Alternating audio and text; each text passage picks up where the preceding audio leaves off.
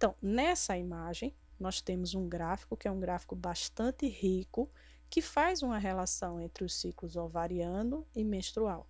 Como toda boa figura, ela precisa ser primeiro compreendida para que ela seja aproveitada. Então, veja, a seta, ela aponta para a linha, primeira linha, né, a linha mais acima dessa figura, a qual indica as fases do ciclo ovariano. Nós acabamos de falar sobre elas. Fase folicular, ovulação, fase lútea. Veja que onde tem o nome fases do ciclo ovariano, é uma coluna. E abaixo nós temos vários nomes, né? Níveis dos hormônios gonadotróficos, que são os hormônios produzidos pela adenohipófise, o FSH nessa linhazinha azul e o LH nessa linha rosa. Abaixo nós temos ciclo ovariano. E nessa linha nós temos a representação dos folículos no seu amadurecimento, a ovulação e em seguida, desenhada em amarelo, a formação do corpo lúteo. A linha abaixo corresponde ao nível dos hormônios ovarianos. São os hormônios produzidos pelos folículos.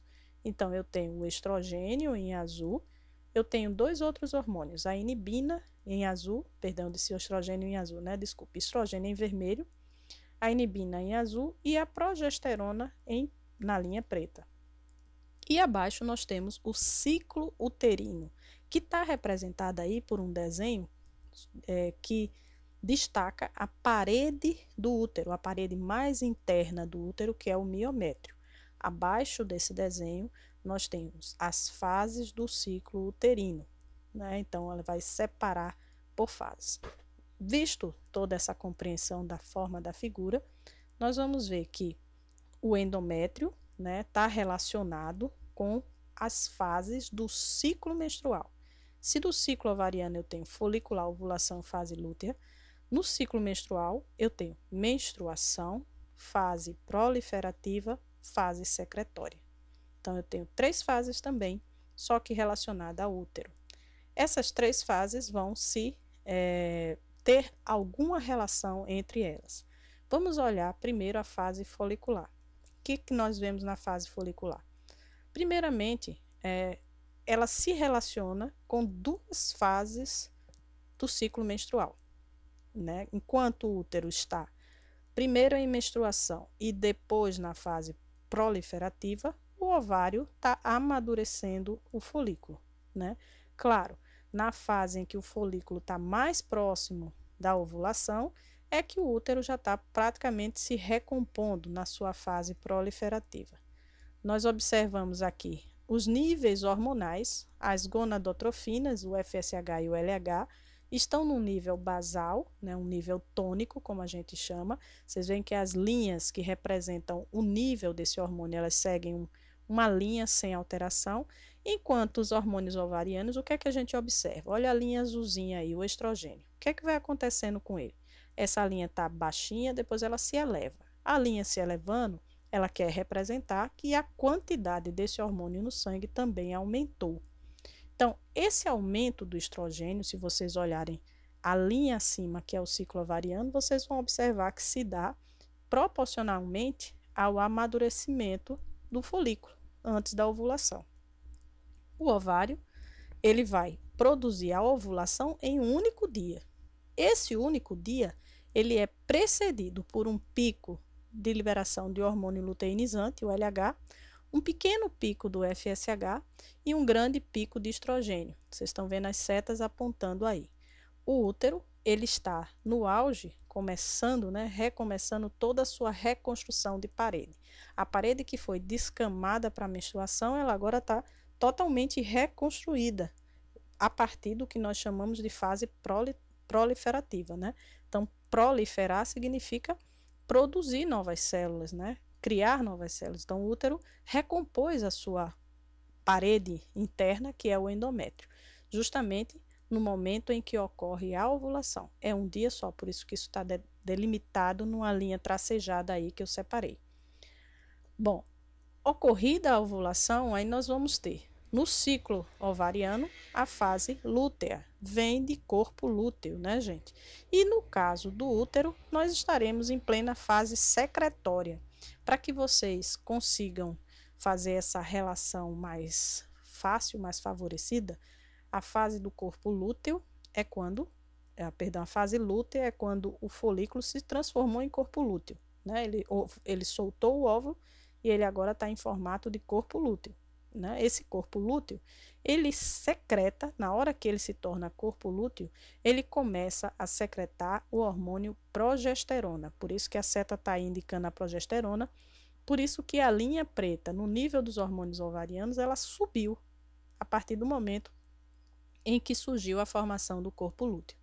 Ora, o que é que a progesterona faz com a parede do endométrio, com o útero?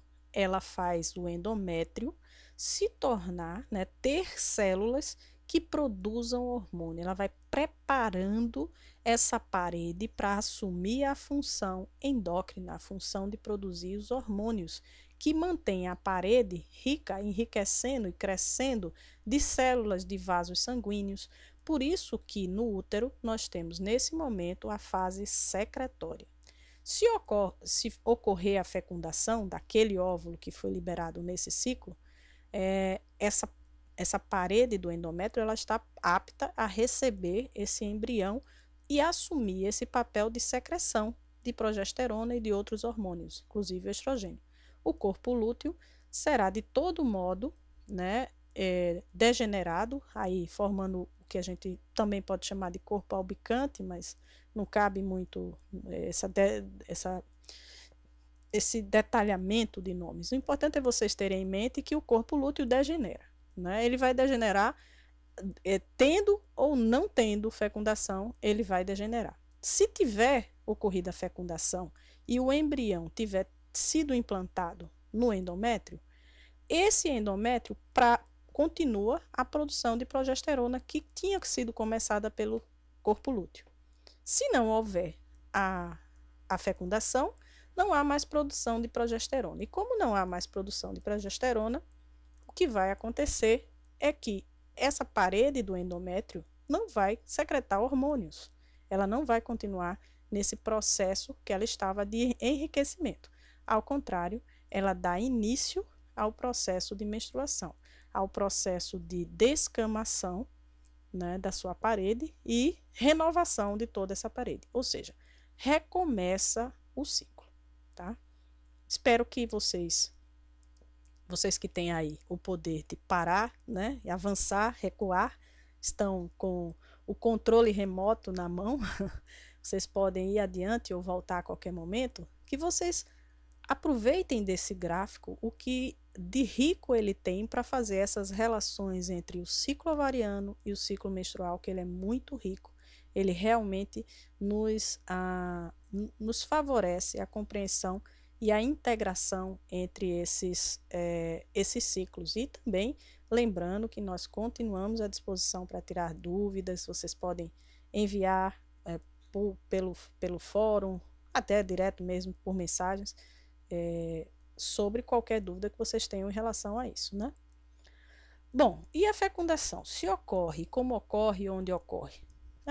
A princípio, nós vamos ter a liberação do óvulo no ovário, numa região próxima a fímbrias, que a gente chama as fímbrias, essas estruturas aparentando dedos, né, da tuba ou trompa, a gente chama trompa uterina, tuba uterina, né? O óvulo vai ser captado por essas fímbrias para dentro dessa tuba, dessa estrutura que é um caminho até o útero.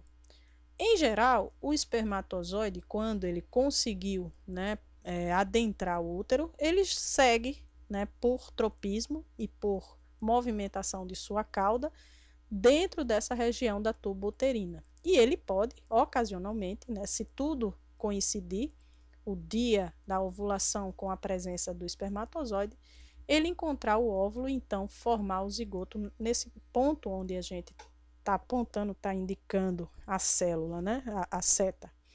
Agora é bom ficar claro que o espermatozoide ele pode sobreviver por até 72 horas dentro do corpo da mulher. E essa fecundação pode também ocorrer mais abaixo da tuba, pode ocorrer até no próprio útero. Não há uma definição pura e simplesmente que a ovulação tem que, a fecundação tem que ocorrer lá quase na fímbria da tuba uterina, né? Então isso é bom ficar claro.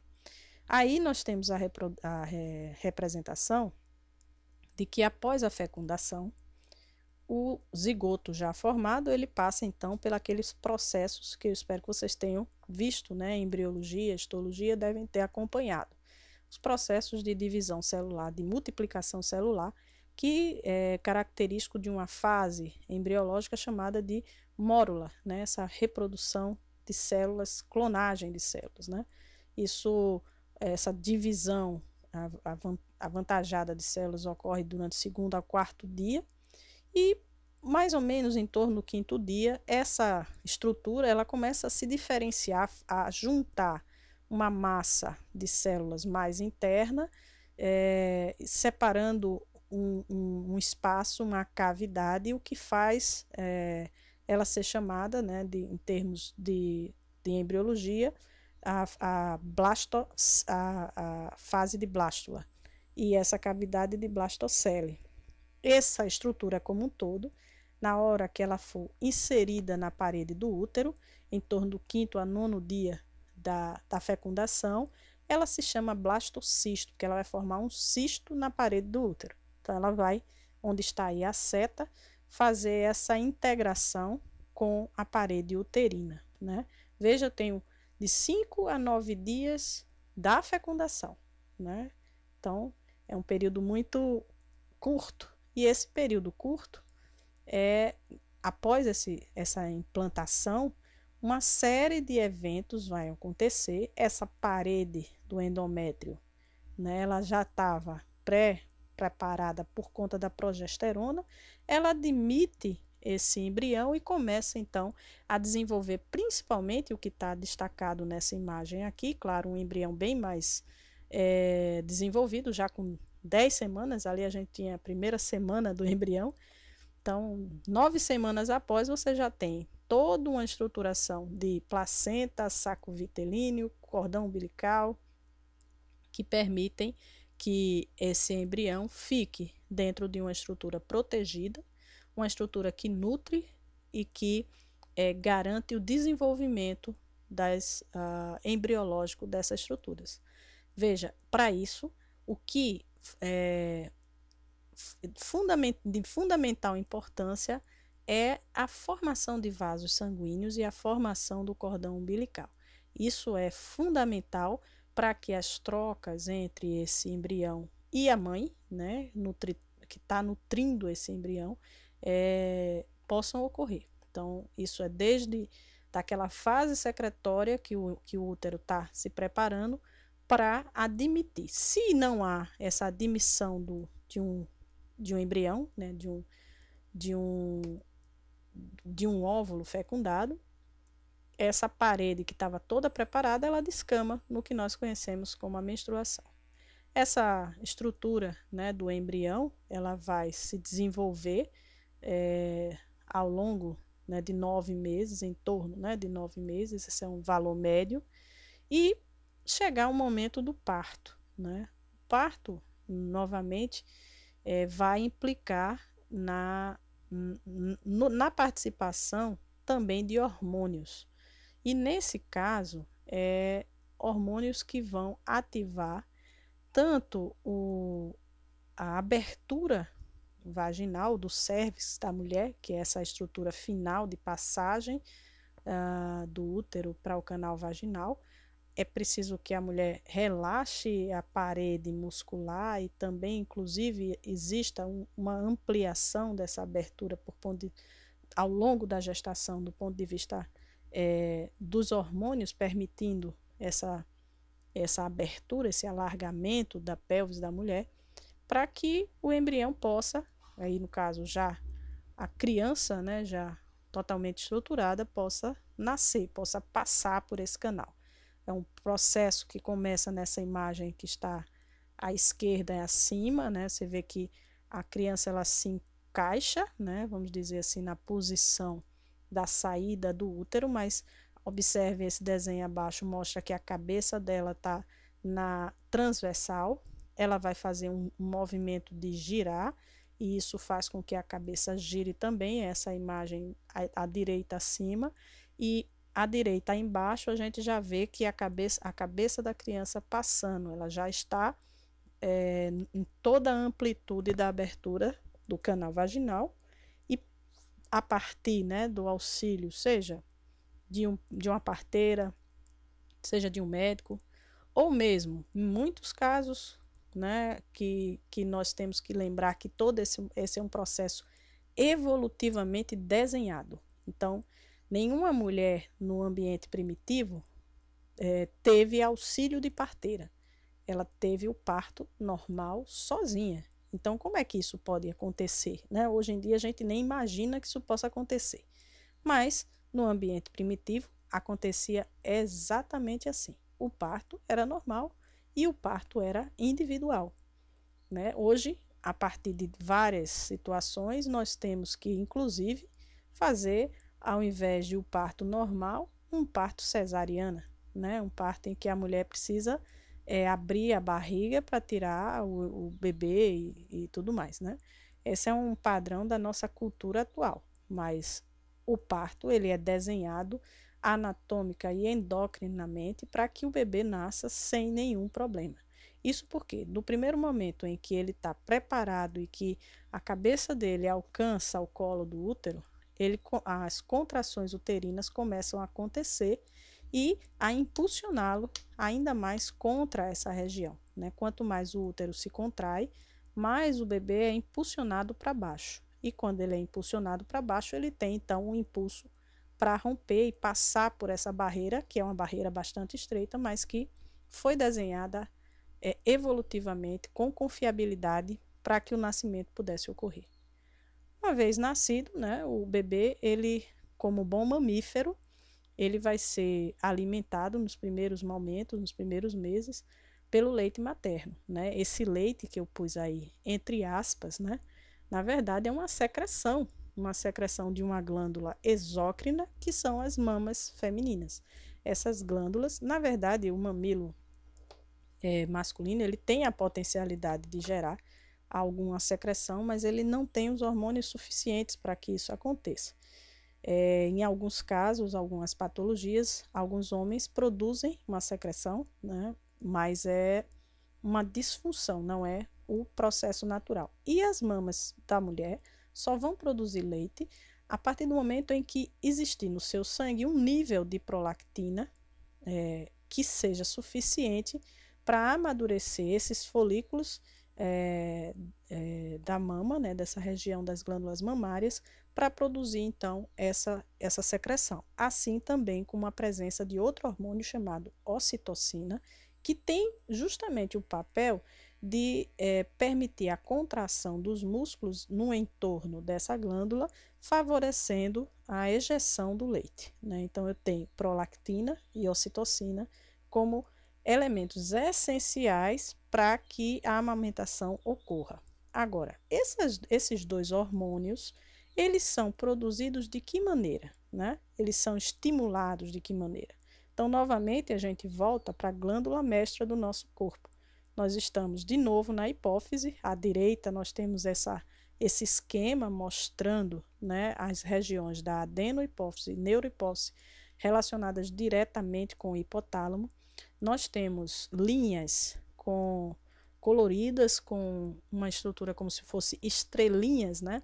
Linhas azuis, linhas verdes, que representam os neurônios, ou seja, aquela comunicação do sistema nervoso com o sistema endócrino. E o que a gente tem é que no final da gestação, pela saída do feto, do bebê, juntamente com a sua placenta, as alterações da região do útero indicam e iniciam uma ativação da produção de prolactina por parte da adenohipófise. Essa produção de prolactina ela depende justamente da atuação do hipotálamo, inibindo hormônios que normalmente inibem a produção da prolactina. Então, é tirar, vamos dizer assim, o freio que existia para a produção de prolactina.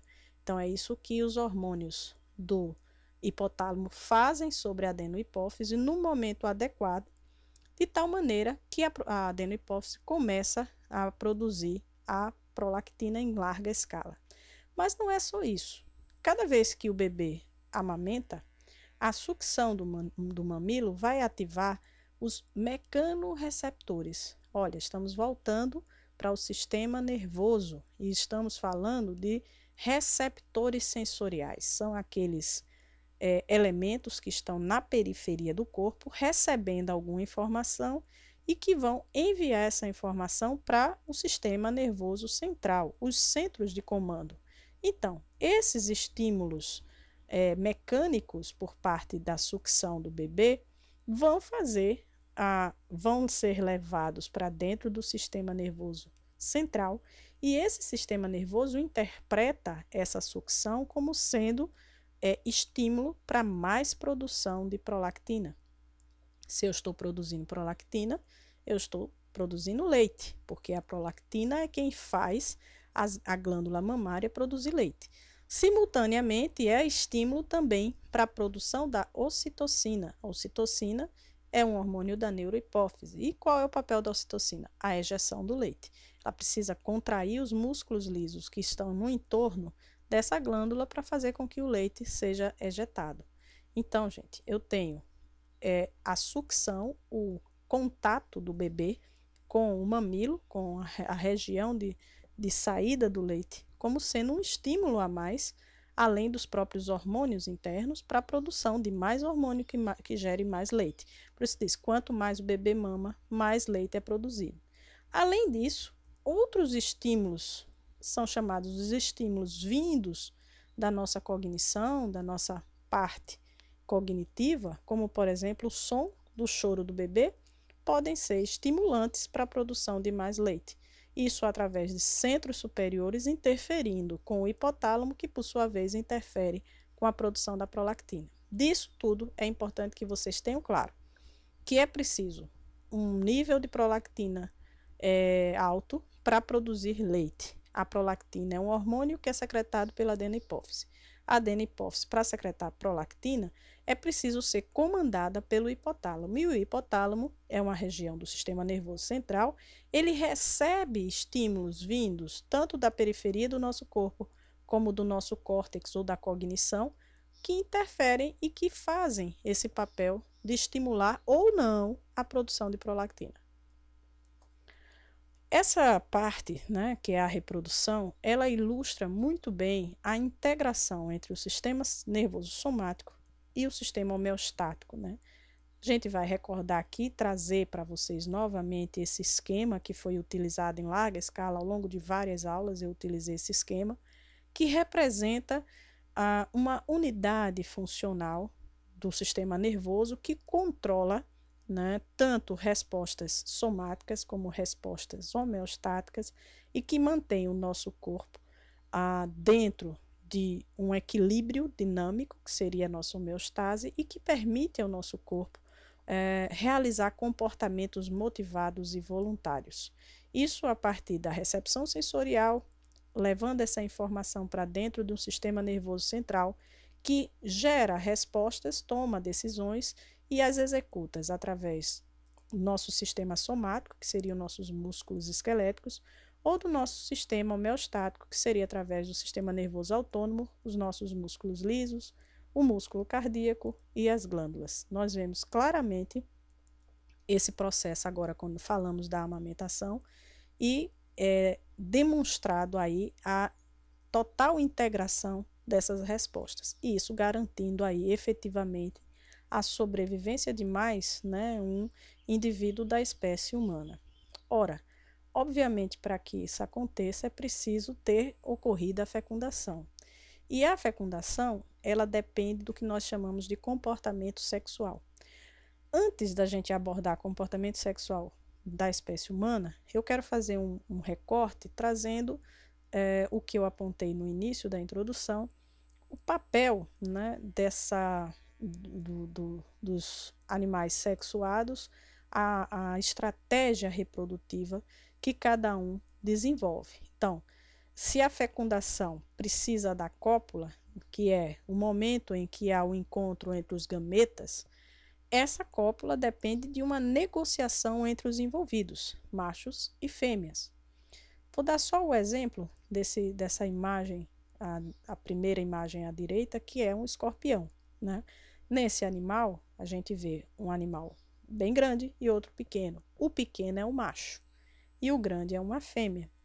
Então, o macho, ele precisa liberar os espermatozoides a ponto de que alcance a região onde a fêmea guarda seus óvulos. Acontece que ele tem que ter muito cuidado para que, durante esse processo, a fêmea não o reconheça como um inimigo ou mesmo como alimento. Então, alguns escorpiões, no ato de tentar fecundar os óvulos, ele termina sendo morto. Ele termina servindo, né, tendo aí uma negociação não viável com as fêmeas, né?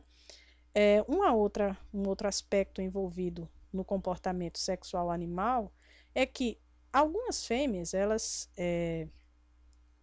passam o período de ovulação dela, é sinalizado para os machos através do que nós chamamos de estro, né? Então, o estro da fêmea, ou cio, né, é a sinalização de que ela está no período fértil. E isso faz com que os machos tentem acessar essa fêmea.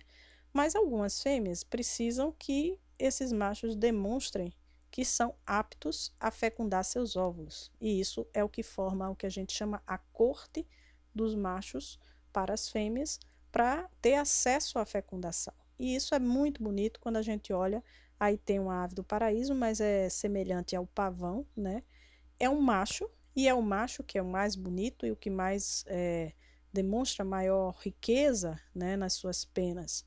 Ora, mas para ele sustentar essa cauda e fugir dos predadores é bem pesado. Então não é qualquer macho que pode ter todo esse glamour aí, toda essa beleza de penas, de tamanho, de colorido e tal.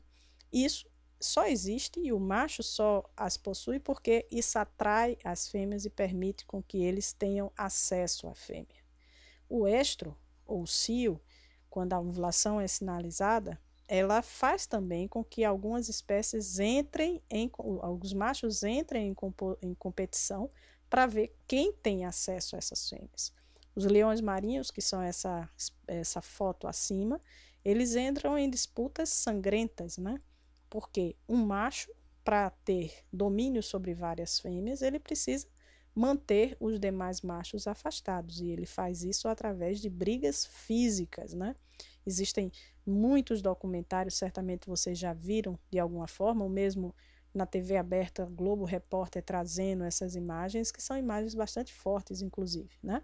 E embaixo, o que é bastante comum no nosso dia a dia, são cachorros, né? E a cadela, ao entrar no cio, geralmente você vê essa imagem que nós estamos vendo aí abaixo, cercada, né, por cachorros machos que estão tentando ter acesso a essa fêmea.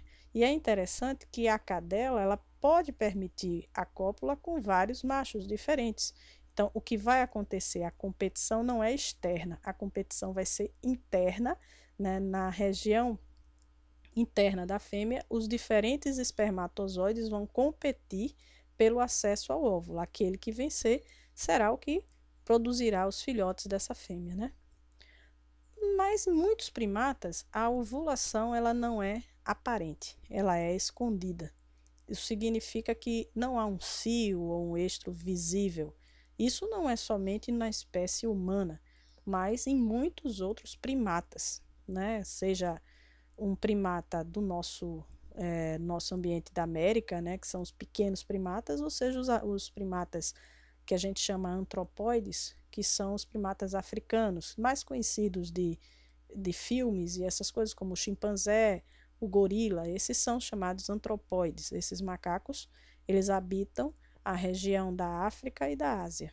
Os nossos macacos, os nossos primatas são animais menores, como o mais conhecido, certamente por vocês, o sagui, o sauim, suim, esse pequenininho que anda de galho em galho muito próximo a nós, que vivem em famílias, né, geralmente um macho e uma fêmea reproduzindo com seus filhotes mais velhos e os mais novos, formando um grupo familiar. Então, né, essas espécies formam pares, né? Esses pares visam garantir o sucesso reprodutivo, ou seja, os filhos chegarem à idade reprodutiva, terem filhotes, ou seja, terem netos. Para isso, um único indivíduo sozinho não teria condição de fazer isso acontecer. É preciso que ambos estejam juntos para que esse evento, o sucesso até o período reprodutivo de filhos e até de netos, ocorra. Daí que a estratégia reprodutiva desse grupo é se manter em casal, e aí implicando na estrutura social, né? Então, mantendo-se em casal, homens e mulheres, no caso da espécie humana, podem entrar num comportamento sexual, ou seja, a cópula, a qualquer momento do ciclo. Isso falando do ciclo ovariano no caso da mulher, né? No entanto, a fecundação só vai ocorrer naquele ponto do ciclo em que o óvulo tiver sido liberado, né? Nos demais momentos, essa fecundação ela não ocorre em função de não haver os dois gametas não estarem simultaneamente presentes, né? Caso o óvulo da mulher. O comportamento sexual humano ele é extremamente complexo porque ele envolve atributos culturais e psíquicos que interferem com os aspectos fisiológicos. Agora há pouco eu acabei de demonstrar o efeito da produção dos hormônios sobre a glândula mamária. É preciso que exista prolactina para que o leite seja produzido. Mas essa produção de prolactina, ela tem, né, interferência de elementos sensoriais, como a amamentação, o próprio contato, a sucção do mamilo pelo bebê, como eventos psíquicos, né? O choro do bebê é um som que é captado cognitivamente. A mãe pode sonhar, pode pensar, enfim, eventos psíquicos interferem com essa produção hormonal. E essa produção hormonal, por sua vez, vai ter repercussão na produção do leite materno. Não é diferente quando a gente fala do comportamento sexual humano.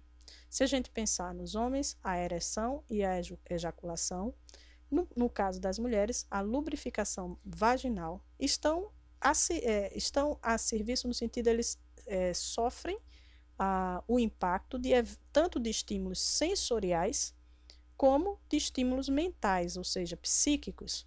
Esses estímulos eles atuam sobre os circuitos neurais, que nesse caso é o sistema nervoso autônomo, que vai estar associado aos genitais e aos órgãos internos, que atuam no processo da reprodução e, nesse caso específico, da cópula. No caso da ereção, esse esquema ele mostra aqui a estrutura da genitália masculina, o pênis, uma porção dele que está apontada aí por essa seta, onde a gente observa a estrutura interna de vasos. Nessas setinhas pretas, elas apontam vasos sanguíneos. Ora, os vasos sanguíneos, eles podem se dilatar ou se contrair. Isso a partir de estímulos nervosos que vêm do sistema nervoso simpático e do parasimpático, né? Se vocês lembrarem lá do sistema nervoso autônomo, vão lembrar que o sistema nervoso autônomo tem duas divisões, o sistema simpático e o sistema parasimpático. Acontece, como eu já apontei aqui, que quando os corpos cavernosos são inundados por sangue, o pênis entra em ereção.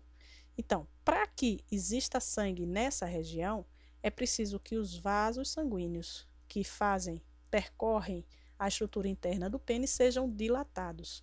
Essa vasodilatação se dá a partir da ativação do sistema nervoso simpático. Ora, quem é que ativa o sistema nervoso simpático? Bom, aí a gente volta para aquele circuito, né? Que pode começar, por exemplo, com a estimulação mecânica. A ponta do pênis, ou seja, a região mais proeminente é a glande, ela pode ser estimulada mecanicamente, estímulos táteis, que são captados por receptores sensoriais nessa estrutura. Esse receptor sensorial, ou neurônio sensorial, ele leva essa informação para dentro do sistema nervoso central, aí especificamente na medula. Dentro da medula, esse centro nervoso, ele se conecta com a resposta apropriada a essa estimulação mecânica. E essa resposta apropriada é ativar o sistema nervoso parasimpático para produzir a vasodilatação peniana. Ora, essa vasodilatação produz a ereção, e a ereção, no caso do comportamento sexual e da cópula ou coito na espécie humana, ela é fundamental. Por quê?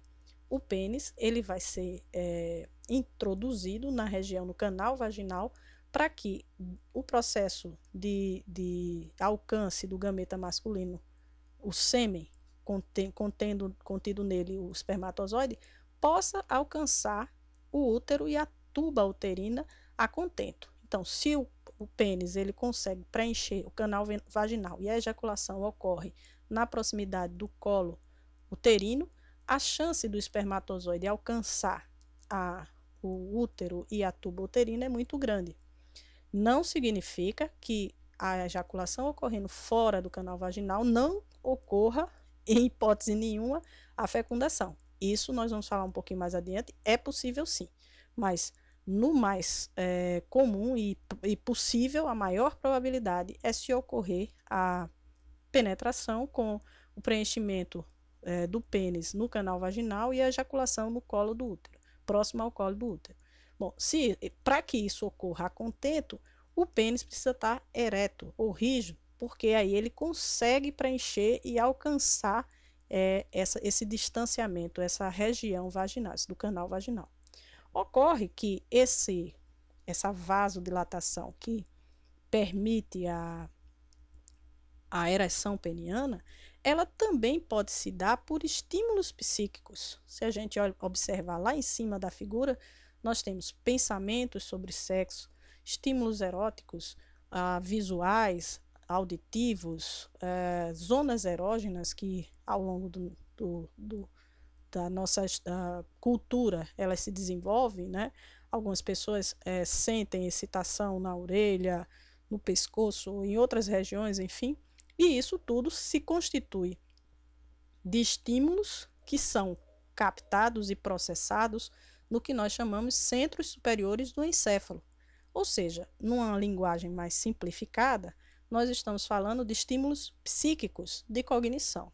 Esses estímulos, eles atuam diretamente, eles descem, né? Está colocado aí o centro na cabeça, os neurônios descem e atuam sobre os neurônios medulares, que por sua vez atuam sobre a vasodilatação peniana. E eu estou sempre falando da vasodilatação, mas pode ocorrer a inibição dessa vasodilatação, né? Então, os estímulos podem ser favoráveis ou não, né? Então, é bom a gente considerar isso, que há um estímulo psíquico aí, né? Então, tanto estímulos táteis quanto estímulos psíquicos podem ocasionar essa atuação sobre esse circuito que tem o importante papel de produzir a vasodilatação. Ora, são esses mesmos circuitos que vão estar a serviço do processo final, que é a ejaculação. De um momento para outro, há uma vasoconstricção súbita desses mesmos vasos, que é produzida pelo sistema nervoso simpático. E esse efeito produz a ejaculação, ou seja, a liberação do sêmen. Essa liberação do sêmen, ela também vai ser produzida internamente a partir da vesícula seminal. Contrações da vesícula seminal, como a gente vai ver aqui, vão, a partir da peristalse dos ductos deferentes, empurrar o sêmen para dentro da uretra e dali ocorrer a liberação a partir da uretra a partir de um momento que a gente chama de clímax, né? Na verdade, podemos reconhecer etapas nesse processo do comportamento sexual. Um início que envolve sistemas sinais sensoriais ou psíquicos, que promove o processo de excitação com a ereção, a intensificação desses sinais que gera um clímax, e esse clímax resulta em emissão, que é esse processo da peristalse nos ductos deferentes que empurram o sêmen para a uretra, e da uretra, novamente, a propulsão do sêmen dentro da uretra para a ejaculação, liberando em torno de 3 ml de sêmen. E, simultaneamente, esse processo de liberação que é tido também como uma sensação psíquica de orgasmo, né? De um momento de prazer, de intensidade, né? Que é denominado de orgasmo. Após isto, após a ejaculação, ocorre o que nós chamamos de remissão, que é a reclusão da glândula e a perda da ereção. Lembrem que o processo de ejaculação ele começa com a vasoconstricção súbita. Se há vasoconstricção, você retira o sangue de onde ele estava sendo liberado, né? A partir da vasodilatação, que são os corpos cavernosos. E o que mantém a ereção é exatamente esse enchimento, o preenchimento desses corpos por sangue. Uma vez que você faz a vasoconstricção, você retira então o sangue daquela região e você perde o efeito que isso ocasionava, que era justamente a ereção. Daí que há, no caso do homem, um que a gente chama de período refratário. Após o que? Para ele ter uma nova ereção, precisará de um prazo, de um tempo. Esse tempo varia individualmente, de homem para homem, em relação à idade, em relação à motivação, em relação a vários aspectos. Não existe padrão, mas o que existe é um tempo necessário para a recomposição de todo esse processo que é o que faz todo o comportamento sexual. É importante lembrar, e aqui eu coloquei esse asterisco na emissão, novamente, que espermatozoide sobrevive de 48 a 72 horas após a ejaculação. Né? Ele tem essa potencialidade dependendo de que ambiente ele estiver. Se ele estiver no ambiente vaginal, no ambiente uterino, ele tem a possibilidade de se manter ainda energeticamente com capacidade de fecundação. Não é qualquer, existem muitos espermatozoides que vão degradar, não, vão degenerar, mas alguns podem sobreviver sim. E conforme a região, né, da mulher, a região vaginal, mesmo que a ejaculação ocorra fora da vagina, ainda assim é possível que exista a possibilidade do espermatozoide vencer, né, os ambientes externos e entrar a partir da região vaginal e alcançar o óvulo e fazer a fecundação, certo? Então é preciso ter atenção a isso. Vocês, enquanto professores, precisam também transmitir isso para seus alunos, alertando que a fecundação pode ocorrer mesmo sem a penetração. Isso uma educação sexual muito importante para que as pessoas tomem conhecimento efetivamente do que está se passando e não entrem na fantasia de que não houve penetração, não vai haver fecundação. É mais difícil, mas não é impossível, certo? Bom, e no caso da mulher? O comportamento sexual da mulher é menos evidente do que o dos homens em função da genitália feminina ela não ter essa porção exteriorizada como no homem, né? Mas a mulher está receptiva ao longo de todo o ciclo. Se não há uma ovulação definida, caracterizada, como nos demais animais, de estro ou de cio, significa que a mulher não sinaliza o momento em que ela está ovulando. E como ela não sinaliza, ela está receptiva ao comportamento sexual, à interação sexual durante todo o ciclo. Essa receptividade ela se expressa a partir da lubrificação do canal vaginal. Na região do pudendo, nós temos glândulas secretoras de muco, e esse muco é fundamental para permitir a passagem do pênis através do canal vaginal sem grandes atritos. Óbvio que Novamente, assim como o homem, estímulos tanto sensoriais, táteis, quanto psíquicos, né? A informação visual, auditiva, olfativa, ativação de zonas erógenas, tudo isso também interfere da mesma forma como nós apresentamos para o homem, no caso da mulher, levando ou não à lubrificação. E além da lubrificação, da mesma maneira que para a produção da ereção masculina, na mulher nós também temos vasodilatação da região do pudendo. E essa vasodilatação produz um entumecimento e um inchaço na região do pudendo. E essa reação, ela também se associa a um relaxamento das paredes musculares dessa região. A região pélvica da mulher, ela é recheada de músculos importantíssimos, principalmente por conta da função de gestação e parto que nós podemos ter. E essa musculatura, durante o coito, durante a cópula, ela precisa estar relaxada, receptiva, para que o processo ocorra sem resistência muscular.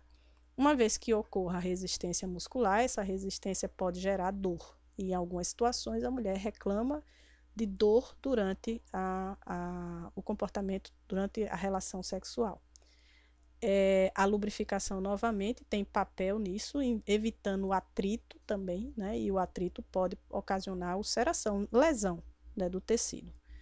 Novamente, o processo ele não é tão claro como no homem, de excitação, clímax e ejaculação, mas é possível visualizar também para a mulher que há um aumento da excitação, alcançando um aumento denominado também de clímax, onde também pode ser identificado uma sensação psíquica de orgasmo, né, o prazer, como também, nesse momento, o aumento da lubrificação, as glândulas secretarem mais líquido nesse momento, o que é equivalente, vamos dizer, ao processo que ocorre com os homens. É importante trazer aqui novamente a questão do ímen, que é um processo cultural.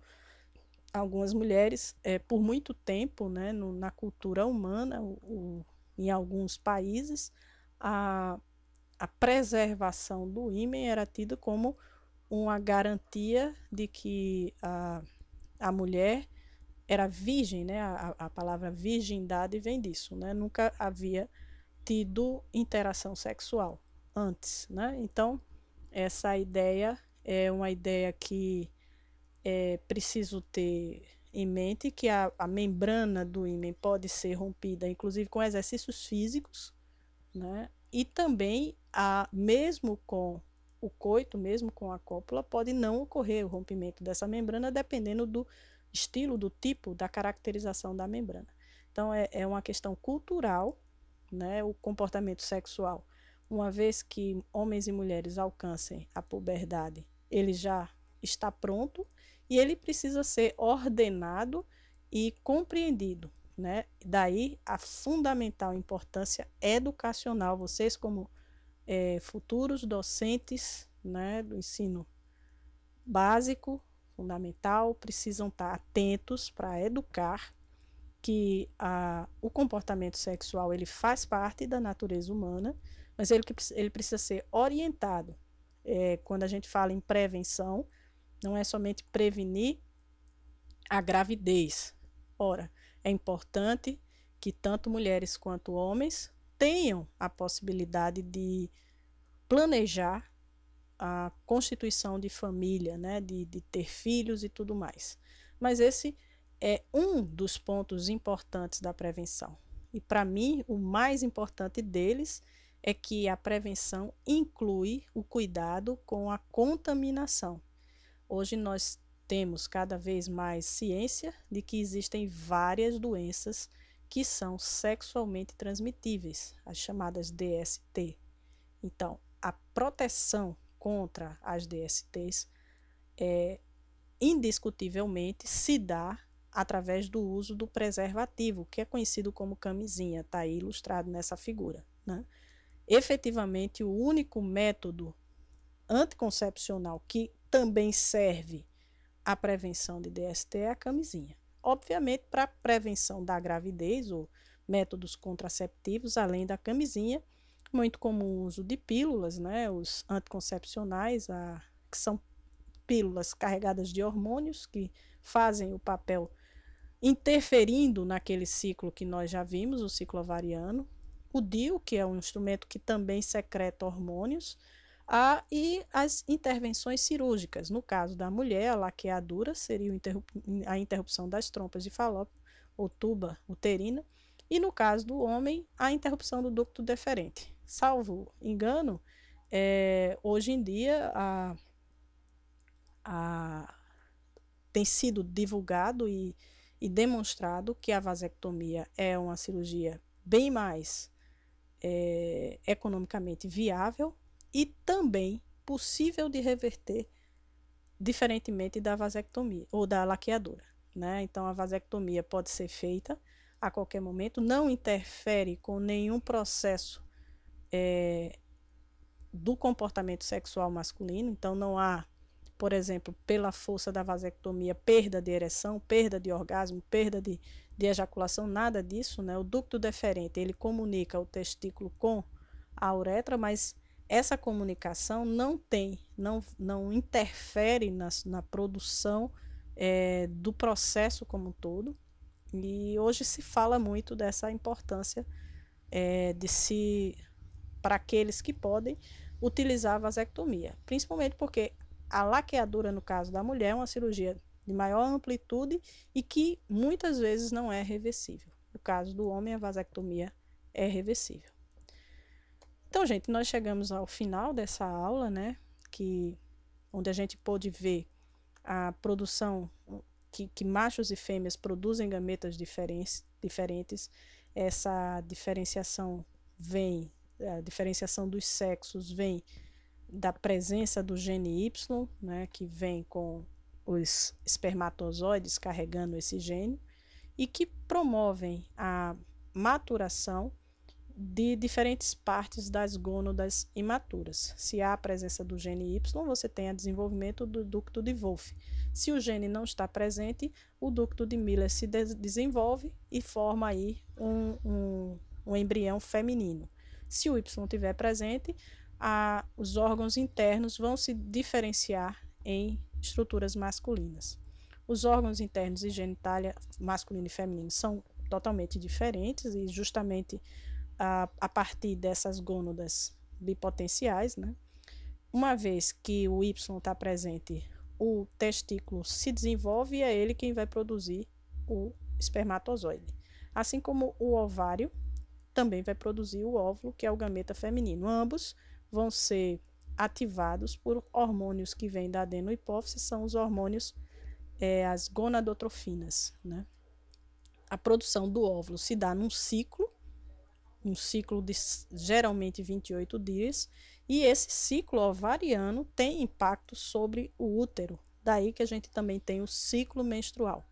Se ocorrer a fecundação e a implantação do embrião, a gestação, o parto e a amamentação também vão ser desencadeados pela presença de hormônios. Vimos que o comportamento sexual envolve sistema nervoso somático e visceral, e que no humanos esse comportamento sexual envolve, além dos aspectos fisiológicos, aspectos culturais e aspectos psíquicos. Espero que vocês tenham acompanhado bem a aula e estamos à disposição para qualquer dúvida no nosso sistema virtual. Obrigada.